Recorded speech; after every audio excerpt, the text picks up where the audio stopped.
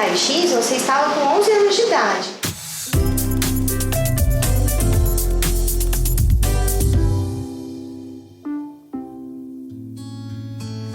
Prolongada dos dentinhos de leite, gente, acontece com muita frequência, porque a nossa alimentação está cada dia mais processada, as crianças não têm mastigado frutas durinhas mais e tudo mais.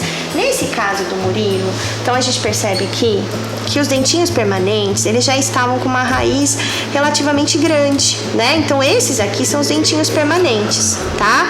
E esses aqui são os dentinhos de leite, e ainda estavam com raízes relativamente grandes também.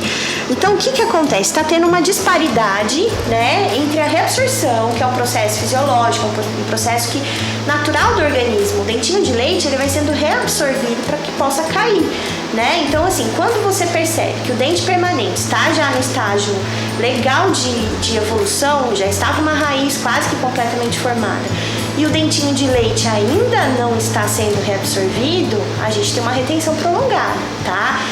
Diante de uma situação como essa, é importante que a gente faça o que a gente chama de extração seriada, que a gente vai removendo cirurgicamente os dentinhos, né, para que esses permanentes possam nascer, tá? Qual que é o grande risco da gente manter esses dentinhos de leite e a criança continuar com essa formação dentária dos permanentes, com essa retenção prolongada, vamos dizer assim? É que chega uma hora que o dente permanente já não tem mais força de erupção, né? Isso já aconteceu no consultório com muita frequência, é um problema que tem acontecido, tá?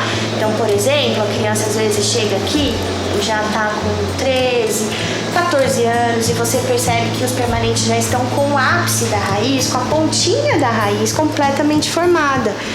Porém, os dentinhos de leite ainda estão retidos. Então, o que acontece? Quando esse ápice, quando essa pontinha da raiz já está completamente formada, ele já não tem a mesma força para nascer, a mesma força de erupção.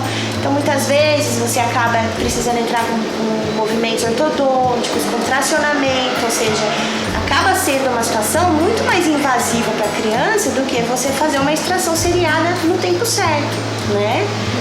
Entendeu? Olha só que interessante, olha, os seus dentinhos estavam já bem formados e o dentinho de leite ainda estava com a raiz bem grande, né? Então assim, você nesse raio-x, você estava com 11 anos de idade, mas a sua dentição era compatível com uma criança de 8 anos de idade, então a gente já tinha um atraso considerável, né? Então, o que a tia orienta nessas situações?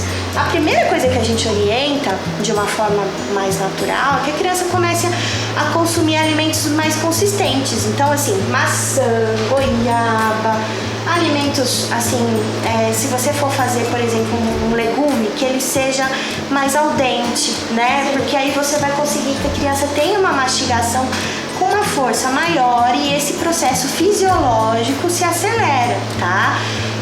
Muitas vezes, diante de um quadro como esse, a gente pede para que os pais passem por uma avaliação com o pediatra, tá?